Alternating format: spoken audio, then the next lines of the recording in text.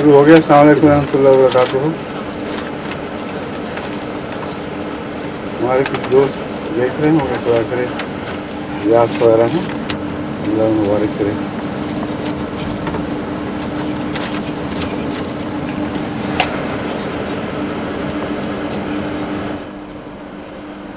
جی آج کچھ سوالات کافی تھے آپ کے پاس اس دن, بقیہ پھر آج کر لیں جتنے ہو جائیں آج. ہاں جی بہتر جی. تو ایک سوال ہے جو پاکستان سے کسی دوست نے بھجوایا ہے, اپنا نام ظاہر نہیں کرنا چاہتے. کہتے ہیں کہ آپ کا آواز اتنی اونچی ہو رہی ہے کہ لوگ وہاں تو پاکستان تک پہنچ جائیں یا جاپان تک پہنچ جائیں. امید کوشش کرتا ہوں جی. کہتے ہیں آپ کا دعویٰ ہے کہ احمدیت خدا تعالیٰ کے ہاتھ کا لگایا ہوا پودا ہے, ٹھیک ہے, جس کو کوئی برباد نہیں کر سکتا. صحیح ہے. لیکن اگر کسی نہ کسی طریقہ سے پاکستان میں اسلامی حکومت قائم ہو جاتی اور فوج اور پولیس مولویوں کا ہر حکم ماننے کی پابند کر دی جاتی تو 30-40 لاکھ احمدیوں کو قتل کرنے اور ان کے گھر جلانے میں 1 سال بھی نہیں لگ سکتا تھا. بلکہ اگر جنرل ضیاء الحق کو فوج کی طرف سے بغاوت کا خطرہ نہ ہوتا تو وہ مولویوں کے اس خواب کو شرمندہ تعبیر کر کے جاتے اور آپ کا یہ دعویٰ غلط ثابت ہو جاتا. لیکن جنرل ضیاء الحق کو پورا وقت نہ مل سکا. تو کہتے ہیں اس پہ روشنی ڈالیں. اس پر تو صرف یہ روشنی ڈال سکتا ہوں کہ آپ کو یہ ترکیب سوجی ہے. اگر آپ اللہ تعالیٰ کو بھی بتا دیتے تو مسئلہ حل ہو جاتا. اگر اس کے ہاتھ کا پودا لگایا ہوا نہیں تھا تو اللہ کو یہ علم نہیں تھا کہ یہ ساری باتیں ممکن تھیں, اور اب آپ نے بہت دیر میں بات بتائی ہے. Too late. ٹھیک ہے, پہلے سوچ جاتی آپ کو زمانے میں, تو پھر دیکھتے خدا آپ کو کیا دکھاتا ہے. وہی دکھاتا ہے جو میں نے بتایا ہے. اور یہ سوال تو ہر خدا تعالیٰ کی برگزیدہ اس کی جماعت کے متعلق اسی طرح اٹھتا ہے کہ یوں ہوتا تو یوں ہوتا, یوں ہوتا تو یوں ہوتا. وہ ہوتا وہی ہے جو وہ کر کے دکھا دیتا ہے. تو آج تو اس نے سورج چڑھا دیے ہیں احمدیت کی صداقت کو, یہ کسی اور نے تو نہیں چڑھائے. اور پھر یہ کہ آسمان سے جو گواہیاں 100 سال پہلے اتری تھیں آج بھی بیان ہی اسی طرح اس کے 100 سال کے بعد. عجیب اللہ تعالیٰ کا تصرف ہے کہ جمعرات کی رات کو رمضان میں چاند کا گرہن لگا تھا, جو 13ویں تاریخ تھی گرہن کی, چاند کی گرہن کی پہلی اور چاند کی 13ویں. اس دفعہ بھی بیان ہی 13 تاریخ جمعرات کی رات کو ہی پڑی ہے. اور 28-29 تھا نا, 27-28 سوری معاف کرنا, وہ 27-28-29 تھا. 28ویں کو سورج گرہن لگا ہے اور وہ جمعہ کا دن تھا. 100 سال کے بعد اس بار رمضان میں بھی 28ویں کو جمعہ کا دن تھا. تو خدا تعالیٰ نے یاد دہانے کے کیسے طریقے سوچے ہیں, اور جن کو یاد دہانے کی ضرورت ہے ان کو سمجھ نہیں آ رہی. جانے نہ جانے, بھول ہی نہ جانے, باق تو سارا جانے ہے. اور دوسرا سوال بھی ان کا ہے. کہتے ہیں کہ کیا مولویوں کو برا بھلا کہنا جائز ہے, جبکہ مولوی ہر وقت کسی نہ کسی جہاد میں مصروف رہتے ہیں. جہاد افغانستان یہی لوگ اب تک کر رہے ہیں. پاکستان میں پچھلے دنوں الیکشن کے دوران مولویوں کو بہت برا بھلا کہا گیا اور لعن طعن کی گئی, اور آپ کی جماعت تو پہلے دن ہی سے مولویوں کے خلاف ہے اور لوگوں کو ان سے وزن کر رہی ہے. اس کا کیا جواز ہے جبکہ آپ حقیقی مسلمان ہونے کا دعویٰ کرتے ہیں؟ جواب یہ ہے کہ انسان کو تقویٰ سے کام لینا چاہیے. جو کوئی اچھا کام کرے, دشمن بھی اچھا کام کرے تو اس کی تعریف ہونی چاہیے, اور یہی قرآن نے ہمیں سکھایا ہے. قرآن کریم نے بعض دوسرے لوگوں کی بھی تعریف فرمائی ہے, ان میں بھی اچھے لوگ ہیں. تو اس سے پتہ چلتا ہے کہ تقویٰ کا تقاضا وہی ہے کہ قرآن کی پیروی کی جائے.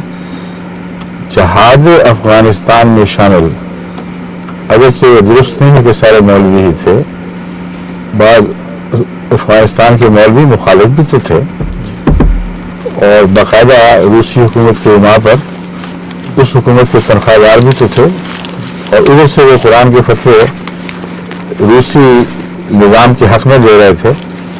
اس لیے ایک تو یہ تصویر غلط ہے, اس کو درست کریں. ان کے متعلق تعریف کا ایک کلمہ بھی جماعت نے کسی سے ان میں سے کسی نے نہیں کہا, اور افغانستان کے جہاد میں مصروف جتنے بھی خدا تعالیٰ کے فضل کے ساتھ مسلمان تھے ان کے لیے کلمہ تعریف ہی میں نے کہا، دعائیں دیں، اور جمعہ کے میرے خطبے گواہ ہیں اس بات پر. میں نے کہا کہ انہوں نے بہت نیک کام کر رہے ہیں، کیونکہ وہ اکثر عام ناس تھے. کیونکہ مولوی کہنا ہے غلط بات، لیکن جو مولوی درست کام میں شامل ہوں ان کو برا کہنا درست نہیں ہے. لیکن وہ مولوی جو ایسے کام میں مصروف ہوں جو خدا کے نزدیک مکروہ اور ناپسندیدہ ہو، ان کی تعریف کرنا بھی بے وقوفی ہے. اس کا شرافت عدم شرافت سے تعلق نہیں، نہایت حماقت ہے، کیونکہ قرآن تعلیم کے بالکل مخالف ہے. حضرت صلی اللہ علیہ وسلم نے جن امور کو پیش نظر رکھتے ہوئے آئندہ زمانے کے مولویوں کو متعلق ایک بات فرمائی، اسے دہرانا مولوی کو گالی دینا نہیں، بلکہ اسے دہرانا حضرت اقدس محمد رسول اللہ صلی اللہ علیہ وسلم کے قول پر ایک تسلیم خم کرنا ہے. اور یہ یاد دہانی کرانی ہے کہ کوئی بات ہے تلاش کرو، وہ کیا بات ہے. آپ فرماتے ہیں آخرین کے ذکر کرتے ہوئے وہ لوگ جو آخری ایام میں ہوں گے. آخری ایام استنباط اس لیے ہے کہ وہ زمانہ جو رسول اللہ علیہ وسلم بیان فرما رہے ہیں وہ گمراہی کا زمانہ ہے، اور وہ آپ کے قریب کا زمانہ ہو ہی نہیں سکتا. اس کے متعلق فرماتے ہیں مساجدہم عامرتہم وہی خراب من الہدی. مسجدیں آباد دکھائی دیں گی، مسجدیں جو آباد دکھائی دیں ان کو برا کہنے کا کسی کو کیا حق ہے، لیکن اللہ جو جانتا ہے، جو حقیقت حال سے واقف ہے، اس نے حضرت اقدس محمد مصطفیٰ صلی اللہ علیہ وسلم کے منہ سے ان مساجد کے متعلق جو اس وقت قرآن کریم رسول اللہ علیہ وسلم کے پیش نظر تھیں، جن کا خدا نے آپ کو علم دیا تھا، ہم کے اشارے سے فرمایا کہ وہ لوگ جو اس وقت پیدا ہوں گے ان کی مسجدیں آباد ہوں گی تو بھی ہدایت سے خالی ہوں گی. پھر فرمایا علماؤہم شر من تحت ادیم السماء، کہ علماء جو اس زمانے کے علماء ہوں گے وہ آسمان کے نیچے بدترین مخلوق ہوں گے. اور یہ اتنا سخت کلمہ میں نے تو نہیں کہا، یہ تو حضرت اقدس محمد مصطفیٰ صلی اللہ علیہ وسلم نے اللہ سے خبر پا کر بات بیان فرمائی ہے. اور پوری حدیث سے پتہ چلتا ہے کہ قرآن لکھا جائے گا لیکن صرف کتابت کے لیے رہ جائے گا، اسلام ہوگا مگر نام کا رہ جائے گا. بس جب یہ باتیں بعض علماء نے دکھائی دیں تو اس وقت ان کی تعریف کرنا جائز نہیں. ایک امر آپ کے سامنے بہرحال کھلا ہونا چاہیے. آپ میں نہیں جانتا آپ خود مولویوں کے طبقے سے تعلق رکھتے ہیں کہ نہیں، لیکن میں نے بارہا اس طرف توجہ دلائی ہے کہ مولوی کا کام ہے، یعنی دینی عالم کا، کہ تقوی شعار ہو، اللہ کا خوف کرے. اور وہی سچا مولوی ہے، کیونکہ قرآن کریم نے فرمایا انما یخشی اللہ من عبادہ العلماء، کہ جو عالم ہیں وہ تو خدا کا سب سے زیادہ تقوی اختیار کرتے ہیں، وہی ہیں دراصل جو ڈرتے ہیں. بس اگر ڈرنے کی علامت موجود نہ ہو تو خدا کی طرف ان کو منسوب کرنا جائز نہیں رہ جاتا. اگر اللہ سے کا خوف ہو تو اللہ کے خلاف جو باتیں ہو رہی ہیں دنیا میں، اس کے حکم کے خلاف جو بدیاں راہ پا رہی ہیں، ان کے خلاف جہاد کریں. اس جہاد میں کیوں پیچھے بیٹھ گئے ہیں؟ جانتے ہیں جگہ جگہ عدالتوں میں جھوٹ بولے جا رہے ہیں. یہاں تک کہ ایک پرانے جج نے یہ ایک تقریر میں کہا کہ میری لمبی عمر گزر گئی عدالت پر بیٹھے ہوئے، مگر میں نے اب تک کوئی ایک بھی ایسا گواہ نہیں پایا جسے میں 100% سچا قرار دے سکوں. اسلامی معاشرے میں یہ حال ہو گیا ہے. روزمرہ جو بدیاں پنپ رہی ہیں گھروں میں، گلیوں میں، معاشرے کے ہر حصے میں، ہر سیاسی طبقے میں، ہر اقتصادی دائرے میں کوئی شمار ہی نہیں ہے جس کو اللہ سے پیار ہو، اللہ کا خوف ہو، وہ تو اپنی زندگیاں ان بیماریوں کے خلاف جہاد میں وقت کر دے. برف گرتی ہے تو بیچارے مسلمانوں پر. علامہ اقبال نے یہ کہا خدا کے متعلق جو جائز نہیں ہے. مولوی کی برف گرتی ہے مسلمانوں پر. جو فتنہ شروع کر رکھا ہے اس کو اس سے لڑاؤ, اس کو اس سے لڑاؤ. احمدیوں کے پیچھے پڑے, پھر ذکریوں کے پیچھے پڑ گئے, پھر شیعوں کے پیچھے پڑ گئے, پھر شیعہ علماء ان کے پیچھے پڑ گئے. سارا جہاد آپس میں ہی ہے, اس طرف کوئی نظر نہیں جاتی. اور افغانستان میں بھی آپس میں لڑ رہے تھے. روس کا تو ایک بہانہ تھا, اب روس جا چکا ہے, اب کیوں لڑ رہے ہیں؟ اب کس کے خلاف جہاد ہو رہا ہے؟ ایران اور عراق کی لڑائی ہو رہی تھی, کدھر کا جہاد تھا, کہاں کا جہاد تھا وہ؟ کون کس کے خلاف لڑ رہا تھا؟ جو بیرونی طاقتیں ہیں ان کی طرف, جو اسلام کی دشمن طاقتیں ہیں ان کی طرف کوئی توجہ نہیں. بیٹھنے کو نہیں جاتے مولوی. وہ بیچارے مظلوم ہو کہ دن رات مار کھا رہا ہے محدود تعداد کا مسلمان. شور کو نہیں جاتے, دباؤ کو نہیں ڈالتے اپنی حکومت پر کہ اٹھیں اور دخل دیں. کوئی پرواہ نہیں, جو مرضی گزر جا سکتا. اس لیے حقیقت حال کو دیکھنا چاہیے. آپ خام خواہ جذبات میں نہ آئیں. تعریف ہر اچھی بات کی ہونی چاہیے جو کسی میں پائی جائے, اور جو بری بات ہے اس کی طرف سمجھانے کی نیت سے اشارہ کرنا, نشاندہی کرنا ضروری ہے. یہ جہلم سے ایک غیر جماعت دوست کا سوال ہے. جی. کہتے ہیں کہ پاکستان میں جماعت احمدیہ کا معاملہ عجیب ہے. اچھا. خدا جانے وہ کیا اسباب تھے جن کی بنا پر جماعت احمدیہ کو غیر مسلم قرار دیا گیا. حقیقت کا حال تو خدا جانتا ہے, مگر اس فیصلے سے عام آدمی جماعت احمدیہ کے لوگوں سے میل جول سے بھی بدکتا ہے. اگر تو یہ فیصلہ غلط تھا تو اعلیٰ سطح پر کوششوں سے یہ فیصلہ واپس کروایا جانا چاہیے. بصورت دیگر تو کچھ لوگ جماعت احمدیہ کے لیے اچھے جذبات رکھتے ہوئے بھی معاشرتی دباؤ اور معاشرہ سے کٹ آف ہو جانے کے خوف سے اس طرف رجوع نہیں کرتے. یہ سوال جن صاحب نے بھی کیا ہے سعادت مند ہیں, نیکی کے جذبے سے سوال کیا گیا ہے, لیکن ان کو کچھ الجھاؤ ہیں ذہنی. پہلی بات کی طرف میں بعد میں آؤں گا کہ کیوں, لیکن یہ میں بتانا چاہتا ہوں کہ اعلیٰ سطح اور ادنا سطح کی بحث نہیں ہے. سوال یہ ہے کہ ایک سیاسی دباؤ جو بہت سخت شدت اختیار کر چکا تھا, قطع اگر اس کے کہ خود سیاست کا پیدا کرتا تھا یا وقتی طور پر مولویت سیاست پر غالب آ گئی تھی, اس بات سے قطع نظر ایک سیاسی دباؤ تھا جس کے نتیجے میں فیصلہ ہوا ہے. یہ بات تو قطعی ہے. بس وہ سطح جو اعلیٰ سطح وہ تو ہے ہی سیاست کی سطح, تو جنہوں نے خود اعلیٰ سطح ہوتے ہوئے بھی ایسا ادنا فیصلہ کر دیا, ان کے پاس شکایت لے کے جائیں. ان سے کیا توقع ہو سکتی ہے؟ اگر آپ کے اوپر کوئی حملہ کر دے تو آپ اس کی عدالت میں معاملہ پیش کریں گے کہ مجھ پہ حملہ کیوں کر رہے ہو. اس لیے اعلیٰ سطح ملوث ہو گئی تھی, اس کے بغیر یہ فیصلہ ناممکن تھا. میں ذاتی طور پر گواہ ہوں, اور بہت سے ایسے لوگ زندہ ہیں جن کے پاس جو اس وقت اسمبلی کے ممبر تھے, ان سے اگر کوئی علیحدگی میں سوال کرے گا تو یقیناً میں ان کی شرافت سے امید رکھتا ہوں کہ وہ میرے حق میں گواہی دیں گے. درست کہتا ہے.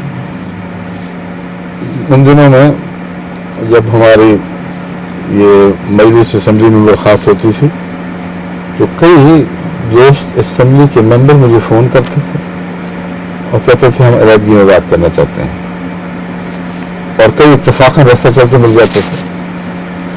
اور بلا استثناء وہ سب کہہ رہے تھے کہ جماعت احمدیہ کے دلائل سن کر وہ لوگ جو پہلے مخالف بھی تھے ان کے دل بھی مطمئن ہو گئے کہ آپ سچے ہیں.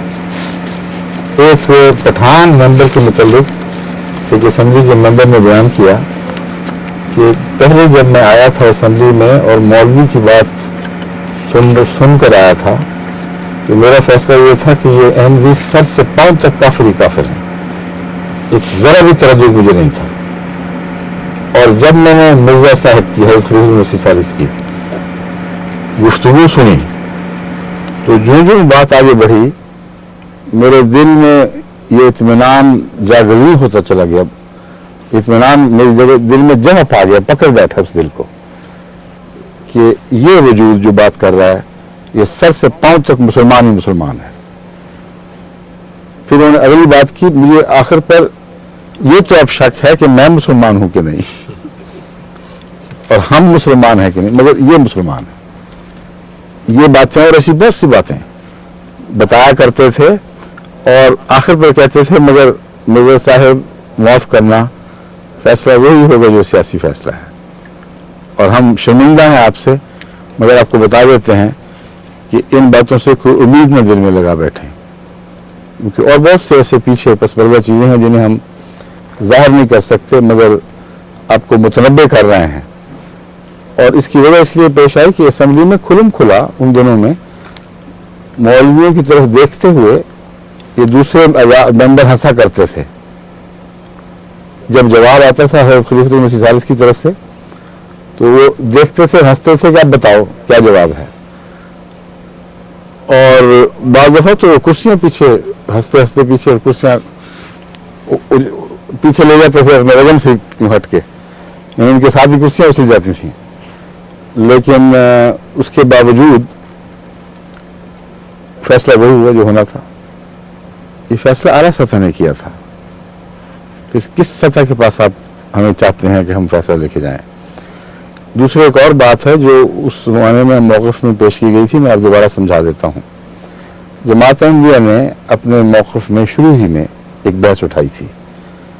جماعت احمدیہ نے کہا کہ ہمارے نزدیک مذہب کے معاملے میں فیصلہ بندے اور خدا کے درمیان طے پاتا ہے، اور دنیا کی کوئی عدالت اور کوئی اسمبلی اور کوئی دوسری طاقت یا تنظیم اس بات کی مجاز ہی نہیں ہے کہ کسی کے مذہب کے متعلق اس کے ادعا کے خلاف فیصلہ دے۔ وہ کہے میں یہ ہوں، وہ کہیں تم وہ نہیں ہو۔ یہ حق ہے ہر شخص کا کہ کہے کہ تم کہو اپنے آپ کو وہی، لیکن میرے نزدیک میں سمجھتا ہوں کہ تم میں وہ پوری علامتیں نہیں ہیں، یہ درست ہے۔ لیکن یہ کسی نظام، کسی عدالت، کسی اسمبلی کا حق ہی نہیں ہے کہ اس کے ادعا سے صرف اختلاف ہی نہ کرے بلکہ اس کو پابند کرے کہ چونکہ میں تمہیں یہ سمجھتا ہوں اس لیے تم اپنے آپ کو یہ سمجھو۔ یہ بحث تھی، یہ ناممکن ہے۔ اس کی وجہ یہ ہے کہ اگر کوئی شخص اپنے آپ کو ہندو سمجھتا ہے مثلاً، اور کچھ ہندو دوسرے کہیں ہم تم ہندو نہیں سمجھتے ہو کہ ٹھیک ہے نہ سمجھو، اپنے گھر بیٹھو، لیکن اگر وہ اس کو یہ کہیں کہ جو تم اپنے آپ کو سمجھتے ہو اس کے خلاف انکار اعلان کرو تو یہ جھوٹ کی تعلیم ہے۔ اور کون سا دنیا کا مذہب کسی کو جھوٹ بولنے پر مجبور کر سکتا ہے؟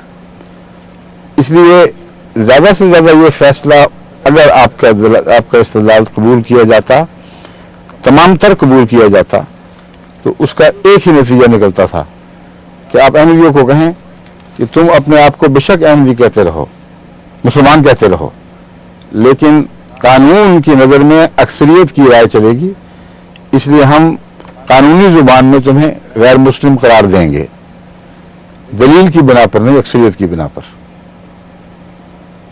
اور اس پہلو سے وہاں جا کر اگر وہ رک جاتے اور قدم روک لیتے، جیسا کہ 74 میں ہوا، وہاں قدم روک لیے گئے تھے۔ یہ الزام بھٹو صاحب پر اگر کوئی لگاتا ہے وہ غلط لگاتا ہے کہ انہوں نے احمدیوں کو اپنے آپ کو مسلمان کہنے سے روک دیا تھا۔ ایک محتاط زبان کا فیصلہ تھا اسمبلی کا، آج بھی لکھا ہوا موجود ہے کانسٹیٹیوشن میں، وہ یہ تھا کہ جہاں تک پاکستان کے قانون اور قانون ساز اسمبلی کے فیصلے کا تعلق ہے، احمدیز آر ناٹ مسلمس۔ قانون کی نقطہ نظر سے جہاں تک احمدیوں کا اپنے آپ کو مسلمان سمجھنے کا حق ہے، اس پہ کوئی تبر نہیں رکھا گیا۔ چنانچہ جب تک 1984 کا ضیاء کا آرڈیننس جو اس کا ایک تحکمانہ فیصلہ تھا وہ نافذ نہیں ہوا، اس وقت تک کھلم کھلا ہر احمدی اپنے آپ کو مسلمان کہتا تھا، اور قانون کی نظر سے اس کا کوئی ٹکراؤ نہیں تھا. کیوں کوئی مقدمہ قائم نہیں ہوا اگر قانون کا اس سے ٹکراؤ تھا؟ 10 سال تک اس قانون کی یہی تشریح چلی ہے سارے ملک میں کہ ہم تمہیں غیر مسلم سمجھتے ہیں، ہمارا حق ہے جو مرضی سمجھیں. تم اپنے آپ کو مسلمان سمجھتے ہو، تمہارا حق ہے جو مرضی سمجھو. اور یہاں بات ختم ہو گئی. تکلیف تو تھی لیکن اس میں ہمارے بنیادی انسانی حق پر چونکہ تبر نہیں رکھا گیا تھا، اس لیے احمدی اس بارے میں خاموش رہے، برداشت کرتے رہے. ضیاء کے وقت یہ ظلم ہوا ہے کہ احمدی کے لیے سچ بولنا گناہ قرار دے دیا گیا، اور یہ شریعت اسلامیہ کی سب سے بڑی حد تک اور گستاخی ہے. قرآن سچ کی تعلیم دیتا ہے کہ دار پر بھی سچ کہو، اور سچ کے خلاف ہر دوسری چیز جو جھوٹ سے تعلق رکھتی ہے اس کو شرک قرار دیتا ہے. تو اب سوچنے والی بات یہ ہے کہ کیا آپ سب کے نزدیک احمدی اپنے آپ کو مسلمان سمجھتے ہیں کہ نہیں سمجھتے؟ یہ سوال اٹھائیے. اگر نہیں سمجھتے تو پاگل ہو گئے ہیں جو مارے کھا رہے ہیں آپ سے، اور قیدیں بھگت رہے ہیں، اور قتل ہو رہے ہیں، شہید ہو رہے ہیں، مال جان قربان کر رہے ہیں، اور وہ مطالبہ نہیں مان رہے جو اس کو وہ خود سچ سمجھتے ہیں. ساری گزشتہ تاریخ اس طرح جھٹلا رہی ہے اس الزام کو، اس کا کچھ بھی باقی نہیں چھوڑتی. کوئی قوم دنیا میں جانتے ہوئے کہ ہمارا اصل عقیدہ ہے اسے تسلیم کر لینے کے نتیجے میں ہمیں ہر قسم کے فوائد پہنچیں گے، ان فوائد کو اٹھانے کی بجائے اس راہ میں قربانیاں پیش نہیں کر سکتی. بس احمدی تعامل نے ثابت کر دیا کہ جو احمدی اپنے آپ کو سمجھتے ہیں حقیقت میں سمجھتے ہیں.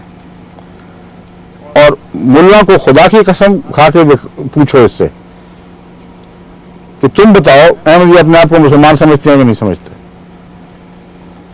اور خدا کی قسم اگر کھا جائے تو بچوں کی قسم دلوا دو، پھر دیکھو. جانتے ہیں جھوٹ بول رہے ہیں، جھوٹوں کی کیسے میں تعریف کر دوں؟ ہر مولوی جانتا ہے کہ احمدی صدق کے دل سے اپنے آپ کو مسلمان سمجھتے ہیں، خواہ کوئی بھی عقیدہ رکھتے ہیں. اور اس کے بعد ان کو قانون مجبور کرنا کہ تم جو اپنے آپ کو سمجھتے ہو اس کے خلاف زبان سے اقرار کرو، یہ تو شیطانی تعلیم ہے، جھوٹ کی تعلیم ہے. اسے اسلام کی طرف منسوب کرنا اسلام کی گستاخی ہے. اس پر حتک عزت کے مقدمے ہونے چاہیے. تو اب بتائیے احمدی کیا اور کریں؟ اوپر کی سطح فیصلے کرتی ہے، جماعت بے اختیار ہے. اس کو تبدیل کرنے کی سب سے بڑی کوشش تو اسمبلی میں تھی، وہاں دلائل دیے گئے. اور دلائل ہم کیا دیتے؟ جہاں تک بات کی اپیلوں کا تعلق ہے اس میں بھی میں آپ کو ایک بات بتا دوں کہ جتنے بھی مقدمے کیے گئے ہیں عدالتوں میں، جن میں جماعت کے بعض افراد کے خلاف بڑی بڑی عدالتوں نے فیصلے دے دیے، ان کا حق نہیں مانا، وہ مقدمے جماعت کی طرف سے نہیں تھے. میں نے ایک دفعہ بھی سارے اپنے عرصے میں جماعت کو اجازت نہیں دی کہ جماعتی لحاظ سے کسی عدالت کے پاس پہنچیں اور اپنا مسلمان ہونا تسلیم کروائیں. اس کی وجہ یہ ہے کہ ہمارے اس موقف کے خلاف ہے. ہم سچے لوگ ہیں، جس بات پر قائم ہو دیانتداری سے اس پر قائم رہتے ہیں. یہ پانی کی ضرورت نہیں، ٹھیک ہے. ہمارا موقف یہ تھا کہ دیکھو، اگر تم کہتے ہو کہ اسمبلی میں فیصلہ ہونا چاہیے اور اسمبلی کو حق ہے کہ جس کو چاہے جو چاہے قرار دے دے، تو یہ پہلے ایک سیاسی اصول تسلیم کرنے کی بات ہے. سوال یہ اٹھتا ہے کہ کس اسمبلی کو حق ہے؟ کیا سیاست دنیا کی کسی اسمبلی کو حق دیتی ہے کہ سیاست کے دائرے سے باہر جا کر دنیا کے کسی مذہب کی طرف منسوب ہونے والے انسان کے متعلق یہ فیصلہ کرے کہ جو وہ کہتا ہے اسے یہ کہنے کا حق ہے کہ نہیں، وہ مذہب ہے اس کا کہ نہیں جو مذہب بیان کرتا ہے؟ اگر یہ سیاست کا عطا کردہ حق ہے اسمبلی کو، تو پھر یہ حق برابر ہندوستان پر بھی چلے گا، انگلستان پر بھی چلے گا، یہود پر بھی چلے گا، یعنی اسرائیل پر بھی چلے گا. اور ہر ملک کو کی اسمبلی کو یہ قانونی حق ہوگا اور سیاسی حق ہوگا کہ اپنے ملک کے کسی باشندے کے متعلق یہ فیصلہ کرے یا کسی جماعت کے متعلق فیصلہ کرے کہ وہ کہتے ہیں کہ ہم یہ ہیں، ہم نہیں سمجھتے کہ وہ ہیں. اگر اس طرح ہندوستان کی اسمبلی ایک دن بیٹھ جائے تو اپنا 1000 سالہ جھگڑا طے کروا لے، 100 سالہ کی بحث نہیں ہے. یہ کہہ سکتی ہے کہ ہم نے غور کیا ہے کہ جو لوگ مسلمان کہہ رہے ہیں اپنے آپ کو، ان کے عقیدوں میں ایسی باطل باتیں داخل ہو چکی ہیں کہ ان کو مسلمان کہنے کا اپنے آپ کو کوئی حق نہیں ہے. اس لیے آج کے بعد ہندوستان میں کوئی مسلمان نہیں ہے. پھر وہ جو مرضی کریں، پھر آپ کو کیا؟ وہ کہیں گے ہم آپس میں بات کر رہے ہیں، غیر مسلموں سے لڑ رہے ہیں. یہ درست ہوگا؟ نہیں تو کیوں نہیں ہوگا؟ سیاست حق اسمبلی کو دیتی ہے تو پھر ہر جو اسمبلی کو دیتی ہے، اگر نہیں دیتی تو کسی کو بھی نہیں دیتی. اگر اس بات کو اور آگے چلا کر دیکھیں، کسی اسمبلی میں کس کی اکثریت ہے، یہ بحث اٹھے گی. اگر ایک اسمبلی میں اسلام کے متعلق فیصلہ ہو رہا ہے اور مسلمانوں کے ان گروہوں کی اکثریت ہے جو ایک چھوٹے گروہ کے خلاف فیصلہ کرنے کے لیے بیٹھے ہیں، تو اس کا مطلب یہ بنے گا کہ وہ جو اکثریت والے ہیں وہ ایک پارٹی ہیں اور جو اقلیت والے ہیں وہ ایک پارٹی ہیں. اور سیاست میں اکثریت سے ناجائز فائدہ اٹھاتے ہوئے ایک اکثریت پارٹی ایک چھوٹی پارٹی کے خلاف قانون پاس کر دیتی ہے، اور اس طرح سیاست کا بے جا ناجائز استعمال کرتی ہے. عدالت میں جا کر دیکھو تو وہاں بھی یہی بات نکلتی ہے. اگر کسی عدالت میں جماعت احمدیہ یہ سوال اٹھائے تو پہلا سوال یہ اٹھے گا کہ اس عدالت کے منصفین کا اپنا عقیدہ کیا ہے. کیا وہ منصفین جماعت پاکستان کے ان مسلمانوں سے تعلق رکھتے ہیں جن کے نزدیک جماعت احمدیہ کافر ہے، یا ان مسلمانوں سے تعلق رکھتے ہیں جن کے نزدیک جماعت احمدیہ مسلمان ہے؟ اگر وہ ان لوگوں سے تعلق رکھتے ہیں جن کا عقیدہ یہ ہے کہ جماعت احمدیہ مسلمان ہے، تو ان کے لیے عدالتی کارروائی کے بعد اس کے سوا چارہ کوئی نہیں کہ یا تو خود اپنے آپ کو غیر مسلم کہلوانے کے لیے تیار ہو جائیں اور جماعت کے حق میں فیصلہ کر دیں، یا اپنے عقیدے پر قائم رہیں اور اپنے عقیدے کا فیصلہ کریں. انصاف کی بحث کہاں سے آ جائے گی؟ انصاف کی بحث کا تو موقع ہی کوئی نہیں. پارٹیاں ہیں دو،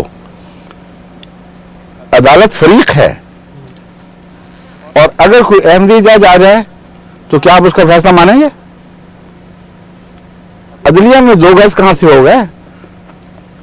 میں کہتا ہوں جو احمدی جج ہیں ان کو اکٹھا کر کے ان کا ایک پینل بنا لو اور ایک فیصلہ ان کے سے کروا لو اور ایک فیصلہ غیر احمدی ججوں سے کروا لو، پھر دیکھو کیا فیصلہ ہوتا ہے. کیا خیال ہے تمہارا کہ احمدی جج بھی فیصلہ یہی دیں گے جو غیر احمدی جج دیں گے؟ ظاہر بات ہے کہ اگر وہ دیں تو ساتھ ہی مرتد ہو کے جماعت کو چھوڑ کے جائیں گے، اور جو تمہارے جج ہمارے حق میں فیصلہ دیں گے وہ مرتد ہو کے نکل جائیں گے باہر. اور اگر وہ دے بھی دیں تو تم ان کو مانو گے نہیں. یہ تسلیم شدہ بات ہے. ناممکن ہے کہ تم ان کے فیصلے کو قبول کر لو. تو کس عدالت کی طرف جائیں؟ کیا سکھ جج بنائیں یہ فیصلہ کرنے کے لیے؟ یہ اصولی بات ہے. یا ہندو جج بنائیں یا عیسائی جج بنائیں؟ اگر اس اصول کو تسلیم کر لو تو پھر ہر جگہ دنیا میں یہ چلے گا کہ اگر اسلام کے متعلق 2 فریق جھگڑا کرنے والے ہوں، جیسا کہ اب شیعہ سنی کی مثال سامنے ہے. شیعہ کہتے ہیں ہم پکے سچے مسلمان، یہ جھوٹے مسلمان. سنی کہتے ہیں ہم پکے سچے مسلمان، یہ جھوٹے مسلمان. تو ان کا فیصلہ یا تو پنجاب کی عدالتوں میں لے جایا جائے، مشرقی پنجاب میں، یا پھر ہندوستان کے ان علاقوں میں لے جائے جہاں کٹر ہندو، بمبئی میں، کاٹھیا واڑ میں، کہیں لے جاؤ اور ان سے فیصلہ کرو بھی تم بتاؤ، ہمیں نہیں پتہ لگتا. یہ 2 فریق مجبوری ہے ہمارے درمیان فیصلہ کر دو. اور اگر وہ منظور نہ ہو تو پھر عیسائیوں کے پاس لے جاؤ فیصلے. عیسائی حکومتوں سے کہو، کیتھولک روم ہے وہاں چلے جاؤ، ویٹیکن کے پاس چلے جاؤ، پوپ صاحب سے درخواست کرو کہ بھائی ہمارے درمیان فیصلہ بڑا مشکل ہو گیا ہے. اگر ہمارے جج فیصلہ کریں گے وہ شیعہ ہوئے تو سنی اعتراض کریں گے، سنی ہوئے تو شیعہ اعتراض کریں گے، اور ان کے اعتراض کو تم تسلیم کرو گے کہ ہاں جائز اعتراض ہے. تو جب تک ہمارا فیصلہ نہیں ہوا، ہمارا بھی یہی موقف تھا. اس وقت تک مسلمانوں کا حصہ تھے. فیصلے سے پہلے تم نے ناانصافی کر دی ہے. فیصلہ ان کے پاس لوٹایا جن کا جو ہمارے متعلق مولویوں والا عقیدہ پہلے سے رکھتے تھے، اور جب وہ بھی ماننے والے ہو گئے تو ان پر ایسا دباؤ ڈالا گیا کہ ایک ہمارے ایم این اے صاحب زمانے کے، انہوں نے مجھے یہاں تک کہا کہ میرا بہت زیادہ رجحان ہو گیا تھا، میں سوچ رہا تھا کہ میں اٹھ کر کہہ دوں گا کہ جو مرضی فیصلہ کرو، ہے یہ سچے مسلمان. تو مجھے پیغام ملا کہ اگر تم نے اس بات کی جرت کی تو باہر ایسے ہم مولوی اکٹھے کر سکتے ہیں جو تمہاری تکہ بوٹی کر دیں گے. اس نے کہا مجھے آپ کچا مسلمان سمجھنے، کم ایمان والا، میں تو ڈر گیا ہوں، مجھ میں طاقت نہیں. تو فیصلے سے پہلے تم ایک ناجائز فیصلہ کر بیٹھے تھے.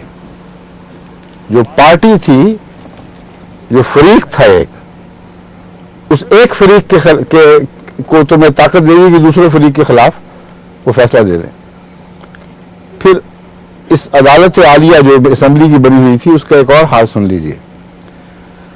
آپ کے سب اخبار والے جانتے تھے اس زمانے میں اور لکھتے تھے کہ فلاں منسٹر صاحب دیریاں ہیں، فلاں صاحب یہ ہیں، پارٹی کی اکثریت کو نماز پڑھنی تو درکنار، نماز آتی ہی نہیں.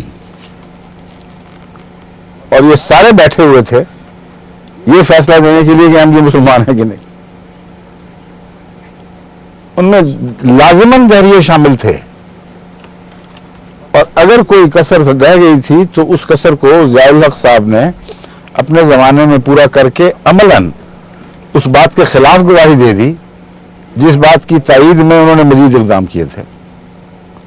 جھوٹ کے پاؤں نہیں ہوتے، دیکھیں کیسا تضاد خدا نے پیدا کروا دیا. انہوں نے بنا یہ کی تھی ایم ڈیوں کے خلاف آرڈیننس کی کہ پاکستان کی نیشنل اسمبلی اور کانسٹیٹیوئنٹ اسمبلی یہ فیصلہ دے چکی ہے کہ یہ مسلمان نہیں ہے. اس لیے اس فیصلے کا ایک منطقی نتیجہ یہ نکلتا ہے، یہ ان کی منطق تھی کہ ہم انہیں مجبور کریں کہ تم وہ نہ اپنے آپ کو سمجھو جو تم سمجھتے ہو، تم اپنے آپ کو وہ سمجھو جو ہم سمجھتے ہیں. یہ تھی منطق. اور اس منطق کی جو بنا بنائی وہ یہ تھی کہ پاکستان کی مسلمان اسمبلی، اور بعد میں پھر ایک وائٹ پیپر شائع فرمایا. اس وائٹ پیپر کو آپ پڑھ لیں تو حیران رہ جائیں گے کہ کس اسمبلی کے فیصلے پر بنا کر کے انہوں نے یہ آمرانہ فیصلہ کیا تھا. وائٹ پیپر نام بنام تفصیل کے ساتھ لکھتا ہے اس اسمبلی کے فلاں صاحب دیریا، فلاں صاحب شرابی کبابی، سارے کے سارے رشوت خور، سارے کے سارے جھوٹے، اور فلاں کار اور فلاں کار اور فلاں کار. ان کے کار بھی گنوا دیے تھے. خود مہر تصدیق ثبت کر دی ضیاء صاحب اور ان کی حکومت نے کہ جس اسمبلی نے ایم ایل اےوں کو غیر مسلم قرار دیا تھا ان میں کوئی مسلمان والی بات نہیں تھی. اور جہاں تک مجھے یاد پڑتا ہے اس قسم کا فکرہ بھی موجود تھا. یہ مسلمان کہلانے والے لوگ تھے، ان میں کوئی اسلام کی بات نہیں تھی. اپنے قلم سے جو لکھا اس پر اس فیصلے سے تغلید کر دی، خط نسخ پھیر دیا کہ میں نے جو فیصلہ کیا تھا جھوٹ بولا ہے، اپنی مرضی کی بات کی ہے. جہاں تک اسمبلی کے فیصلے کا تعلق ہے وہ مجازی نہیں تھی، اس کی یہ صلاحیت ہی نہیں تھی کہ یہ فیصلے دے سکتی. اب بتائیے کس عدالت عالیہ، کن بڑی سطح کے لوگوں نے ہمارے اوپر ظلم کیا ہے جن کے پاس جا کر ہم اپیلیں کریں. یہ سارے وہ لوگ ہیں جو ان فیصلوں میں شریک تھے. بس اگر فیصلہ کرنے والوں کا اپنا یہ حال تھا تو ہمارے بارے میں وہ کیا کہہ سکتے ہیں اور کیا سوچ سکتے ہیں. اس کے علاوہ اور مثال ایک میں آپ کو دیتا ہوں.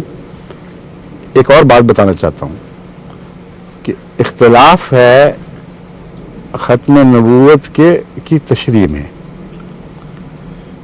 جماعت احمدیہ نے یہ موقف بھی پیش کیا تھا کہ دیکھو تم کہتے ہو کہ تمہاری تشریح ایسی ہے کہ جو 100% اجماع امت کی روح سے تمہیں دائرہ اسلام سے خارج قرار دیے جانے کا اہل قرار دیتی ہے۔ تشریح کیا ہے وہ سن لیجئے۔ تشریح یہ ہے کہ حضرت اقدس محمد مصطفیٰ صلی اللہ علیہ وسلم خاتم النبیین ہیں اور قرآن خاتم الکتب ہے، ان معنوں میں کہ قرآن کا ایک شوشہ بھی کبھی منسوخ نہیں ہو سکتا اور کامل کتاب ہے، اور حضرت محمد رسول اللہ صلی اللہ علیہ وسلم ان معنوں میں خاتم کہ آپ کا ہر حکم قیامت تک واجب التعمیل ہے۔ مجال نہیں کسی کی کہ اپنا ایمان بچاتے ہوئے آپ کے حکم کسی سرکوبی کر سکے، کے خلاف بات کر سکے، لفظ اٹھانا، کوئی حرکت کر سکے یا تسلیم کرنے سے انکار کر دے۔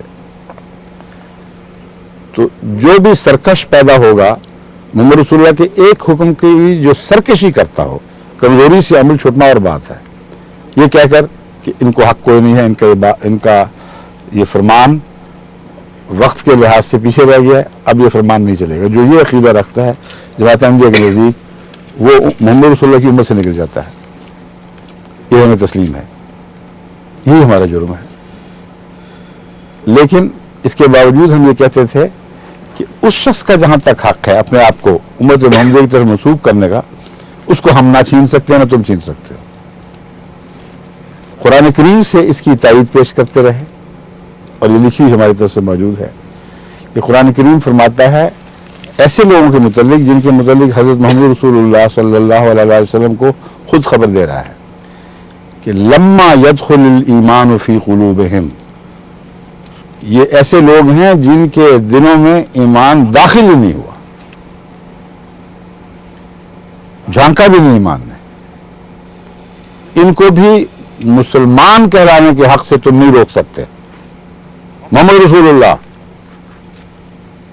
اور کسی کی بات نہیں ہو رہی، اللہ فرما رہا ہے محمد رسول اللہ کو کہ ان کو یہ نہ کہو کہ تم مسلمان نہیں ہو، ان کو کہو اپنے آپ کو قولوا اسلمنا، تم کہہ دیا کرو ہم مسلمان ہیں، لیکن مومن نہ کہو، کیونکہ خدا نے خبر دے دی ہے کہ تم مومن نہیں ہو، لیکن امت مسلمہ کا جز کہلانا چاہتے ہو تو تمہیں اجازت ہے۔ اس موقف پر حضرت اقدس محمد مصطفیٰ صلی اللہ علیہ وسلم اس وقت تک اسی طرح قائم رہے ہیں جس طرح آغاز میں قائم تھے، جس وقت خدا تعالیٰ نے آپ کو اپنے پاس واپس بلا لیا۔ ایک ادنا سے بھی انحراف اس بات سے آپ نے نہیں فرمایا۔ جس نے کہا میں مسلمان ہوں، آپ نے فرمایا ٹھیک ہے تم مسلمان ہو، منافق ہو، اگر خدا نے خبر دے دی تو کہہ دیا تم منافق ہو، لیکن مسلمان کہلانے کے حق سے نہیں روکا۔ ہم نے اسمبلی کو سمجھایا کہ دیکھو کتنا عظیم الشان، کتنا وسیع حوصلہ مذہب ہے کہ ایک طرف بتا رہا ہے کہ فی الحقیقت خدا کی نظر میں تم مومن نہیں ہو، لیکن اس کے انسانی بنیادی حق پر حرف نہیں، تبر نہیں رکھتا، اور کہتا ہے ہر انسان کا بنیادی حق ہے جس کو جو چاہے جس مذہب کی طرف منسوب ہو۔ تو ہم نے ان کو سمجھایا کہ تم یہ ظلم نہ کرو، تمہیں اس بات کا حق ہی نہیں پہنچتا جس کا حق خدا نے محمد رسول اللہ کو نہیں دیا۔ آج کل کے مولوی کو وہ حق کہاں سے مل گیا؟ مولوی ہو یا غیر مولوی ہو، کسی کو حق نہیں ہے۔ یہ ساری باتیں ہوئیں اور اس کے بعد پھر انہوں نے ایک فیصلہ کر دیا۔ تو اگر تو بھولے ہوتے، ہماری طرف سے ان تک باتیں نہ پہنچائی جاتی تو پھر ہم اور بات کرتے، مگر اب میں واپس خاتم کی طرف آتا ہوں۔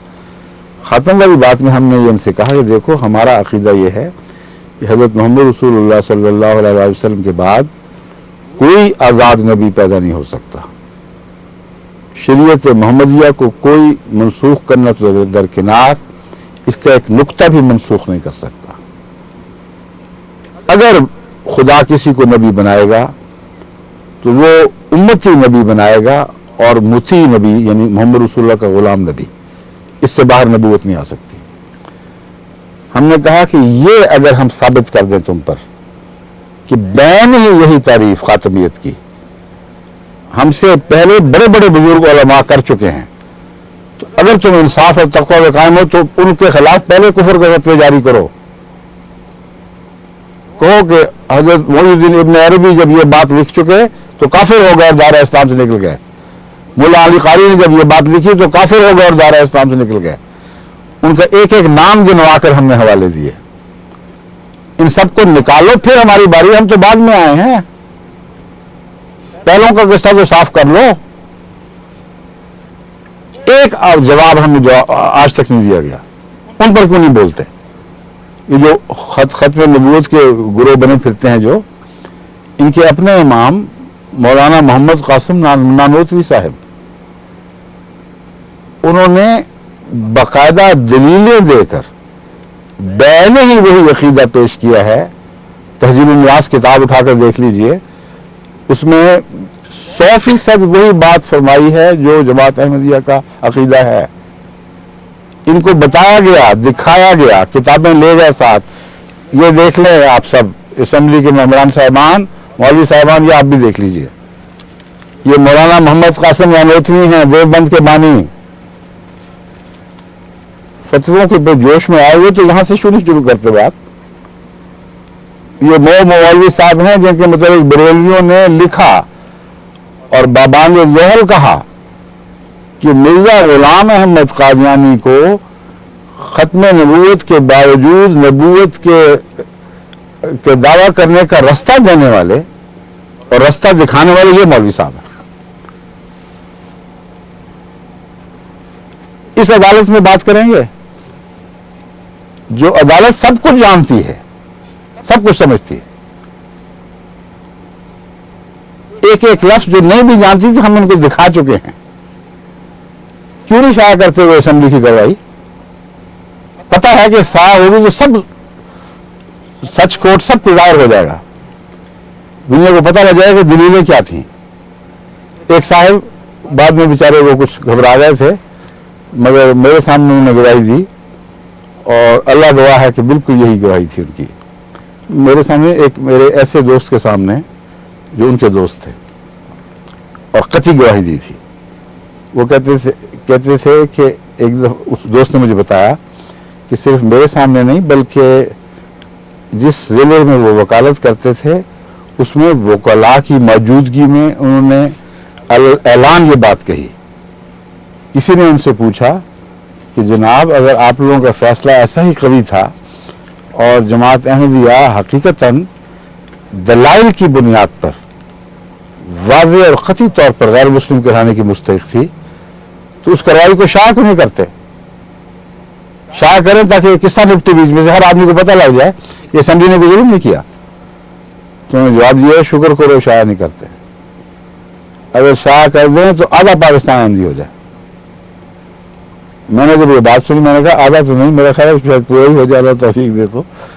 چند سخت دل تو رہ جاتے ہیں مگر پاکستان کی بھاری اکثریت کے متعلق بنیادی طور پر ہمارا یہی یقین ہے کہ نفس کے شریف ہیں، گناہ اوپر ہیں، بیچارے مجبور ہو گئے حالات سے، کوئی روکنے والا سمجھانے والا نہیں رہا، لیکن دل میں محبت ہے سچائی کی اور اسلام کی۔